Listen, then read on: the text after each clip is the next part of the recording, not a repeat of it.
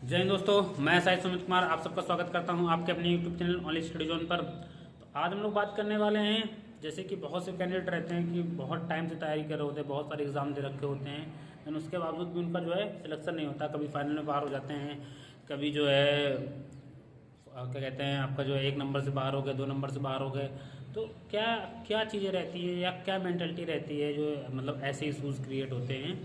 आज हम लोग बात करेंगे उन चीज़ों पे कि बहुत टाइम से तैयारी करने के बावजूद भी सिलेक्शन नहीं हो रहा है, या मान लीजिए इससे एक चीज़ जो नए कैंडिडेट तैयारी करने वाले हैं उनके लिए भी सीख रहेगी कि वो क्या गलतियां ना करें, जिससे क्या है उन्हें रिजल्ट जो है कुल मिला के सफलता ना लगे उनके हाथ में। ठीक है, तो हम लोग उन्हीं विषयों पर आज बात करेंगे।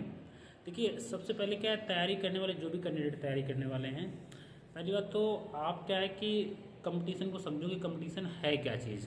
ठीक है, उसे क्रैक कैसे करना है। जब तक आप नई चीज़ों को समझोगे तब तक आप क्या है कि पढ़ते रहोगे, कुछ होगा नहीं। पहले आप समझो कि कंपटीशन की बेसिक नीड्स क्या हैं, ज़रूरतें क्या हैं। ठीक है, कंपटीशन की बेसिक नीड्स, जैसे मैं पर्टिकुलर जो है मैंने जो भी बताया कि मैंने बहुत सारे एग्ज़ाम दिए हैं और मोस्टली सारे एग्ज़ाम मेरे वनडे एग्ज़ाम तो सारे ही क्वालिफाइड है। बेशक मैंने उसकी तैयारी की नहीं की, फिर भी क्योंकि मेरा जो बेसिक फंडा है वो फंडा ये है कि मैथ की जो डिमांड जो एग्ज़ाम की जो डिमांड है वो डिमांड बेसिकली उसके 4 लेग्स होते हैं, मतलब 4 स्तंभ होते हैं। ठीक है, जिसमें से मैथ लगभग सारे एग्ज़ाम में मिलेगी आपको, रीजनिंग लगभग सारे एग्ज़ाम में आपको मिलेगी, जीएस लगभग सारे एग्ज़ाम में आपको मिलेगी। एक जो चौथा स्तंभ होता है वो थोड़ा वेरी करता रहता है, कभी किसी में इंग्लिश मिल जाएगी, किसी में हिंदी मिल जाएगी, किसी में या कुछ अदर मिल जाएगा, लेकिन बाकी ये 3 जो हैं ये फिक्स रहने वाले हैं। तो जिनकी भी पकड़ इन तीनों एग्ज़ाम में अच्छी है, इन तीनों में जो जिसकी भी पकड़ अच्छी है उसका मतलब सिलेक्शन होना ही होना है। तो जो भी कैंडिडेट काफ़ी टाइम से तैयारी कर रहे हैं उनको यही है कि पहले आप अपनी ये चीज़ें अच्छी करें, इनको मजबूत करें, मैथ को अपनी अच्छी करें, रीजनिंग को अच्छी करें, जीएस को अच्छा करें। ठीक है, देन उसके बाद तब जो है आप एग्ज़ाम में अपेयर होंगे, आपको श्योर है कि आपको सिलेक्शन मिलेगा उसमें। जो नए कैंडिडेट हैं जिन्होंने फॉर्म नहीं फिल किया, जिनकी एज नहीं, वो भी यही काम करें कि अपना बेसिक मजबूत करें। ठीक है, एक तो पहला ये पॉइंट मिलेगा। दूसरा हम लोग बात करते हैं कि सबसे बड़ी समस्या जो कम्पिटेटिव एग्ज़ाम वाले कैंडिडेट होते हैं उनके साथ ये आती है कि वो लोग जो है क्या करते हैं, जैसे पर्टिकुलर हम लोग बात कर रहे हैं हम लोग बात कर रहे हैं जैसे क्या है कि वो उन चीज़ों पर फोकस करते हैं जो उनके हाथ में नहीं होती है। जैसे सपोज करो, मान लो वैकेंसी कब आएगी ये हमारे हाथ में नहीं है, पेपर कब होगा ये हमारे हाथ में नहीं है। ठीक है, पास्ट में मैंने क्या कर लिया, या मैंने पढ़ाई नहीं की, या मैं चुपचाप लेटा रहा, या जो भी रहा इन केस, वो हमारे हाथ में नहीं है। हाइट हमारे हाथ में नहीं, कि जैसे बहुत से कैंडिडेट से मैं सुनता रहता हूँ कि यार पुलिस के लिए मेरी हाइट नहीं होती तो मैं भी लग जाता। अरे नहीं है तो आपके पास जो भी सोर्सेज हैं, आपकी हाइट कम है, हाइट कम वाली जो वैकेंसी उनमें आप अच्छा करिए।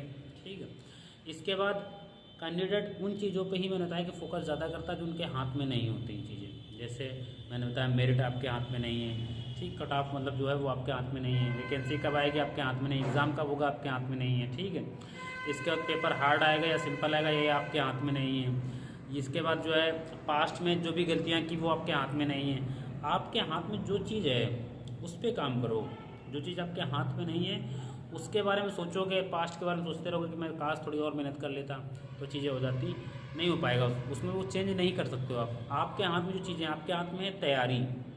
आप अपने एग्ज़ाम को ध्यान में रखते हुए बेस्ट प्लानिंग बनाकर बेस्ट अपना मतलब 100% उस पर एफर्ट लगाइए और रिज़ल्ट आपको श्योर मिलेगा। आप जो है आज से चीज़ पे ध्यान दीजिए, फोकस करिएगा। पास्ट के बारे में नहीं सोचना है, कट ऑफ कितनी जाएगी, आप एक माइंड में सेटअप बना कर रखिए कि लगभग 80 to 85% कट ऑफ जाती है मोस्टली एग्ज़ाम की। 80 से 85% जो है, किसी में 75 में भी हो जाता है और किसी में 80 में भी, किसी में 85 में 85 क्रॉस कर जाती है।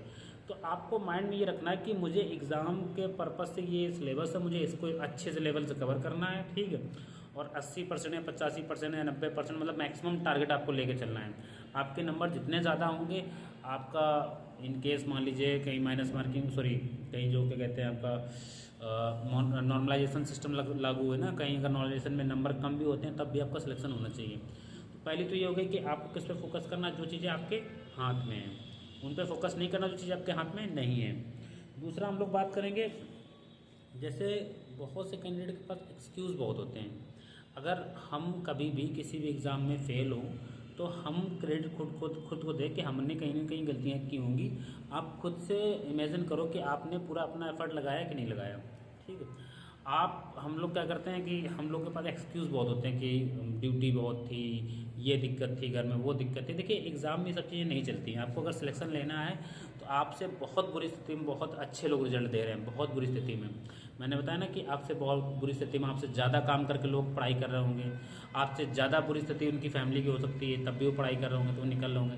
तो आपको एक्सक्यूज़ नहीं बनाने हैं, आपको एफ़र्ट लगाने हैं। अगर आपके एफ़र्ट अच्छे होंगे तो आपके रिजल्ट श्योर ही अच्छे होंगे।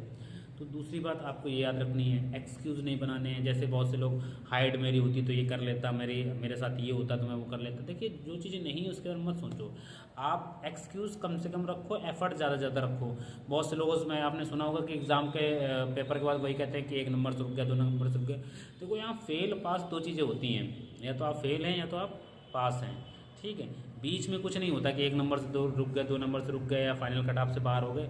ये सब चीज़ें नहीं होती हैं। आप या तो पास हैं या तो फेल हैं, दो चीज़ें होती हैं।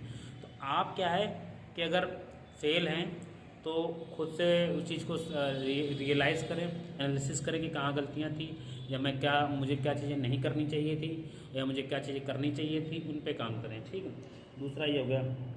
फिर क्या तीसरी क्या सबसे बड़ी समस्या आती है, जैसे हम लोग लोअर मिडिल क्लास या मिडिल क्लास फैमिली से लोग होते हैं, हम लोग को ये लगता है कि हम लोग तैयारी स्टार्ट करते हैं, हमें ये लगता है कि हम जितने ज़्यादा फॉर्म भर देंगे, जितने ज़्यादा पेपर देते हैं कि उतना जो है हमें रिजल्ट मिलेगा। या मान लीजिए हमें क्या होता है कि हम सारे फॉर्म भरते हैं, गलत है नहीं, मतलब ये गलत नहीं कि आप सारे फॉर्म भरे तो गलत है, बिल्कुल नहीं गलत है। मैंने खुद भरे हुए हैं, मैं ग्रुप डी, एसएससी और यूपीपी सारे फॉर्म फिल करता था, और इत्तेफाक से एग्ज़ाम भी निकलते हैं। तो उसके पीछे रीज़न ये था कि मैंने पहले जो है मेहनत कर रखी थी। मैं उसके पीछे मैं आता हूँ, बात करता हूँ उस पर। तो सबसे ज़रूरी क्या है कि आप फॉर्म सब फिल करें, लेकिन उससे पहले आप अपना बेस मजबूत करें, ठीक है। हमारे साथ क्या रहता है कि हम लोग मेढक की तरह उछलते रहते हैं, लोअर मिडिल क्लास और मिडिल क्लास फैमिली के लोग क्या है पर्टिकुलर एक चीज़ पे फोकस नहीं कर पाते हैं, ठीक है। हम ये 2 महीने इसकी तैयारी करेंगे, 2 महीने इसकी तैयारी करेंगे, 2 महीने इसकी तैयारी करेंगे, 2 महीने इसकी तैयारी करेंगे, ठीक है। समस्या यहाँ पे आती है कि हम लोग रटते हैं फिर जल्दी जल्दी कि हाँ ये रट लो, ये रट लो, ये रट लो, हम चीज़ समझ भी नहीं पाते हैं। ऐसे में क्या होता है कि हम जल्दी चीज़ें भूलते भी हैं, कन्फ्यूज़न भी ज़्यादा पैदा होती है, और एग्ज़ाम में क्या है कि घबराहट भी ज़्यादा रहती है, आप टेंशन भी ज़्यादा रहते हो कि यार 2 महीने में कैसे करेंगे। तो सबसे अच्छा तरीका मैं बताऊँ एग्ज़ाम निकालने का, सबसे अच्छा तरीका है पहले अपना बेस मजबूत करो। बेस मजबूत करने का मतलब ये है कि आप प्लानिंग करो 6 से 8 महीने कि हमें 6 से 8 महीने पढ़ाई करनी है प्रॉपर अच्छे से। मुझे पूरा जीएस का पोर्शन अच्छे से तैयार करना, पूरा जो है रीजनिंग का पोर्शन अच्छे से तैयार करना, पूरा मैथ का पोर्शन अच्छे से तैयार करना है। 6 से 8 महीने जब प्रॉपर टाइम दोगे तो आपका ये पोर्शन पूरा अच्छे से तैयार हो जाएगा। उसके बाद तैयार होने के बाद फिर जो है जो 2 महीने 3 महीने वाला काम है ना, जो कि 2 महीने इसकी तैयारी करो, 2 महीने इसकी तैयारी करो, 2 महीने इसकी तैयारी करो।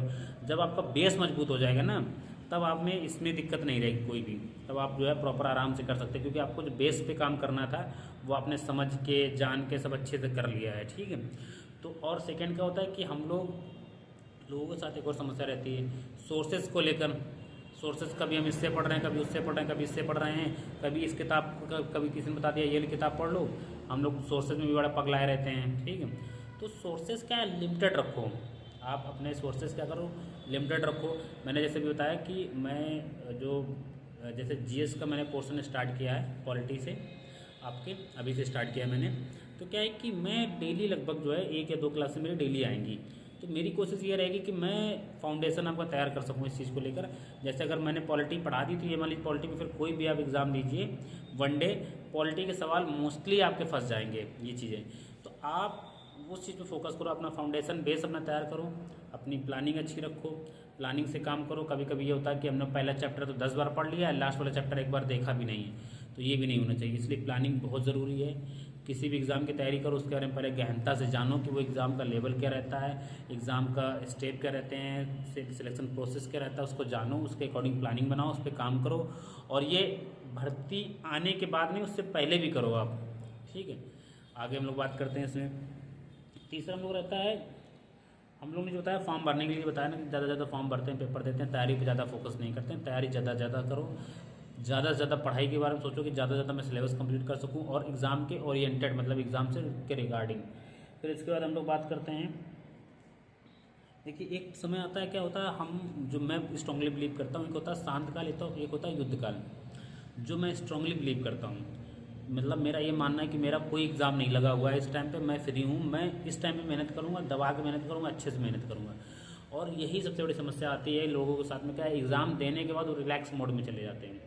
एग्ज़ाम देने के बाद रिलैक्स मोड में मत जाओ, उसके बाद और एक्टिव हो, ठीक है, उसके बाद और एक्टिव हो, मेहनत करो, क्योंकि जब तक सिलेक्शन ना हो जाए, जब तक तुम्हारी ज्वाइनिंग ना हो जाए, मैं तो ज्वाइनिंग के बाद एक जॉब छोड़ी, फिर दूसरी छोड़ी, फिर तीसरी छोड़ी, ठीक। तो भाई आपको सिस्टम ये देखना पड़ेगा, आपको ये करना पड़ेगा कि आपको जो है ये इस पे काम करना पड़ेगा कि आप एग्ज़ाम के बाद भी अच्छे से मेहनत करें। आपका एग्ज़ाम हो गया, उसके बाद आप अच्छे से मेहनत करें, दबा के मेहनत करें। आपका सिलेक्शन इसी चीज़ पर डिपेंड करता है कि जब बाकी लोग क्या कर रहे हैं, ठीक, बाकी लोग जब आराम कर रहे हैं उस टाइम पे आप मेहनत कर रहे हो, तो इस चीज़ पे आपका सिलेक्शन डिपेंड करता है, ठीक है। फिर इसके बाद हम लोग बात करते हैं, हाँ, जैसे सोर्स वगैरह हम लोग बात कर चुके हैं। एक कंफर्ट जोन की, कंफर्ट जोन के वाले बता दें कि हम लोग जो है कंफर्ट जोन में चले जाते हैं, ठीक है। तो ये कुछ चीज़ें हैं। पहला, आपके पास जब कोई एग्ज़ाम ना हो तब अच्छे से तैयारी करो, पढ़ाई करो। जब सब लोग कंफर्ट जोन में चले जाएं तब आप पढ़ाई करो, ठीक है। चीज़ों को समझो, अपना बेस स्ट्रॉन्ग करो। मैथ, रीजनिंग, जीएस जिसकी अच्छी होगी उसका सिलेक्शन श्योर होना है, ठीक है। फॉर्म फिल करो, लेकिन ये मत करो कि हर 2 महीने में उछल के उधर से, उछल के उधर से, उछल के उधर के पहुँचो। सोर्सेज लिमिटेड रखो अपने, एक्सक्यूज़ मत बनाओ। अगर कहीं फेल हो रहा है तो क्रेडिट खुद लो, सोचो कि हम जो है जितना अच्छा कर सकते थे क्या उतना अच्छा मैंने किया, अगर नहीं किया है तो इसका मतलब गलती तुम्हारी है, ठीक है। उस पर काम करो। इन चीज़ों पे, 4-5 चीज़ों पे आप अगर काम करोगे तो सिलेक्शन ये मान लीजिए आपका श्योर होना ही होना है। और जब भी कोई भी एग्ज़ाम की तैयारी करो, मैंने बताया ना कि आप आशावादी बनो। आशावादी मतलब ये कि जैसे मुझे पता है कि अगले साल वैकेंसीज़ आएंगी अच्छी, 26 में अच्छी वैकेंसीज़ आएंगी, तो मुझे अभी से आशा उम्मीद ये रख के तैयारी करनी है कि अगले साल वैकेंसी अच्छी आएंगी, उसमें हमारा सिलेक्शन श्योर होगा, समझे। तो उसके लिए अभी से आशावादी बनो, अभी से काम करो। पर्टिकुलर वेट मत करो वैकेंसी आने का, क्योंकि अवसरवादी लोग अक्सर फाइनल में बाहर रह जाते हैं। मैं बता दूँगा, अवसरवादी मतलब जो जब वैकेंसी आ जाती है तब तैयारी का सोचते हैं, वो लोग अक्सर रह जाते हैं, ठीक है। तो इन सब चीज़ों पे काम करिए। एक्सक्यूज़ का मैंने बता दिया आपको, ठीक। और ज़्यादा उन चीज़ों के बारे में मत सोचो जो आपके हाथ में नहीं है। आपके हाथ में जो चीज़ें हैं उनके बारे में सोचो। आप सिर्फ इतना काम करो कि आप आज के दिन मॉर्निंग में उठो, अपना आज का प्लान बनाओ, शाम तक उस प्लान को एग्जीक्यूट करने में लग जाओ। आज का आपका प्लान पूरा हो गया, ऐसे डेली का प्लान रहेगा। 6 महीने बाद तुम देखना अपने आप को दूसरों से बिल्कुल अलग पाओगे, दूसरों से बिल्कुल अपने आप को प्रिपेयर पाओगे चीज़ों को लेकर, और आपका जो एग्ज़ाम है ना वो ईजिली निकल रहा होगा। तो मैं आशा करता हूँ कि मेरी बात आप लोगों को समझ में आई होगी। पहले मैंने बनाए हुए कुछ वीडियो, जैसे 3D कॉन्सेप्ट मैंने बताया हुआ है कि 3D कॉन्सेप्ट क्या है, उसको समझो और चीज़ों को समझो। और बाकी मेरे साथ जुड़ जाओ। आपको जो मैं जीएस का पोर्शन मैंने स्टार्ट किया हुआ है कि मैं जीएस जो है एक एक करके, जैसे पॉलिटी, हिस्ट्री, ज्योग्राफी, इकोनॉमिक्स, पूरा आपका बेस इतना अच्छा करना चाहूँगा जीएस का कि आप अगर पढ़ लो, सोर्सेज लिमिटेड रखो। अगर आप मुझसे पढ़ रहे हो तो मैं सारी चीज़ें छाँट बीन के कई सारी किताबों से, और जो है मेरा खुद का जो एक्सपीरियंस है उसके यहाँ पे ही मैं पढ़ा रहा हूँ। और कोशिश कर रहा हूँ कि आपको चीज़ें कम से कम रटनी पड़े, समझ के ही काम चल जाए आपका। तो आप मुझे फॉलो करिए, देखिएगा। आप लोगों को जो है ज़रूर, आप जब 4-6 महीने मेरे साथ जुड़ के रहेंगे ना, तो 4-6 महीने बाद आपको रियलाइज़ होगा कि नहीं, हाँ वाकई में जो मैंने चीज़ें बताई हुई हैं वो आपके लिए कितनी हेल्पफुल हो रही हैं और कितना आपके लिए जो है बेनिफिशियरी हो रही हैं, आपको कितना फ़ायदा पहुंचा रही हैं। Thank you.